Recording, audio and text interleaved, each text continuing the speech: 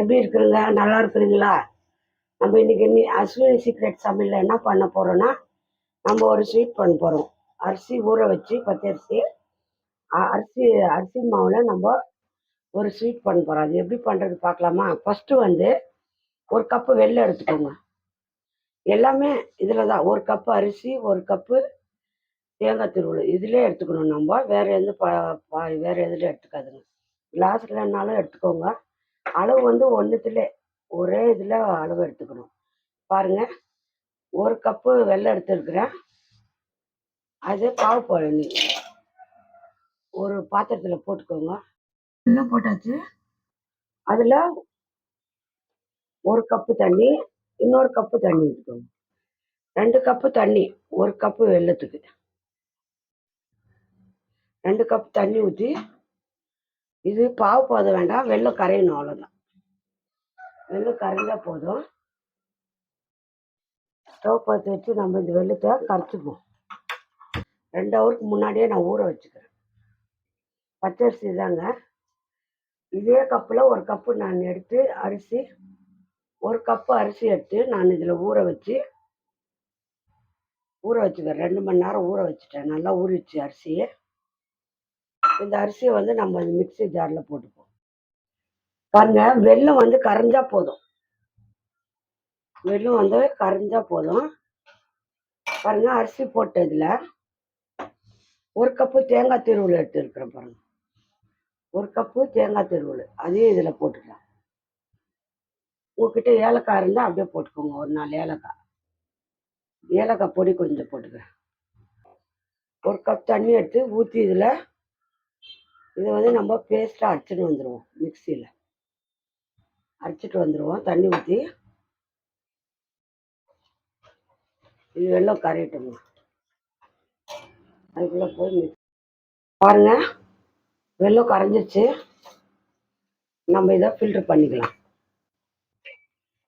வெல்லம் பாருங்க கரைஞ்சிருச்சு. கரைஞ்சா போதும்.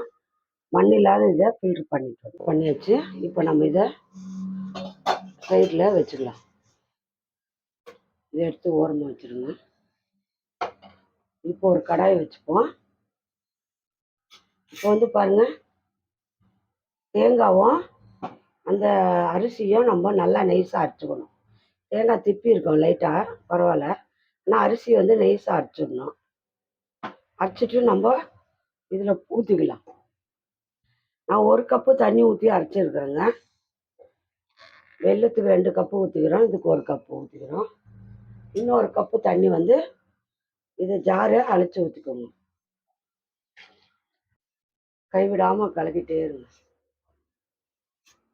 கெட்டியாயிடும், ஏன்னா அரிசி போட்டுக்கிறோம் இல்லையா, அதனால கைவிடாமல் கலக்கிட்டு இருங்க. வெல்லம் தண்ணி ஊற்றிக்கோங்க.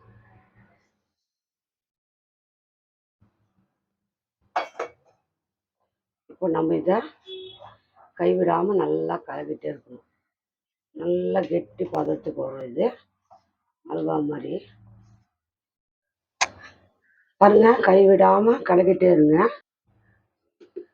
2 ஸ்பூன் நெய் ஊற்றிக்கோங்க. நல்லா நெய் ஊற்றி நல்லா கலக்கணும்.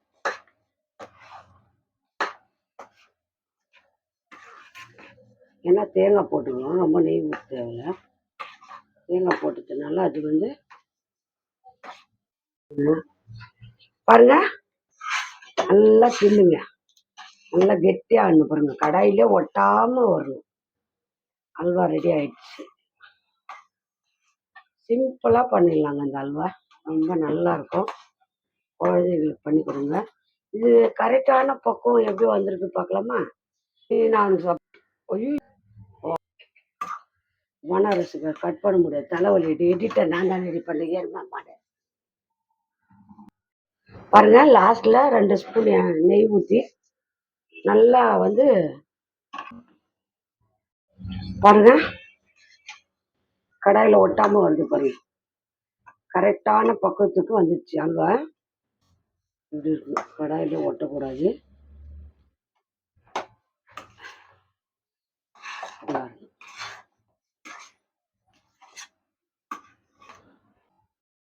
ஹலோ ஃப்ரெண்ட்ஸ், பாருங்கள் இங்கே சூப்பரான அரிசி மாவு ஹல்வா ரெடி ஆயிடுச்சு. பாருங்கள் எவ்வளோ சாஃப்டாக இருக்குன்னு பார்க்குறதுக்கே ஒரு மாதிரி ஷைன் அடிக்குது பார்த்தீங்களா? ஹல்வா ரொம்பவே உடம்புக்கு நல்லது.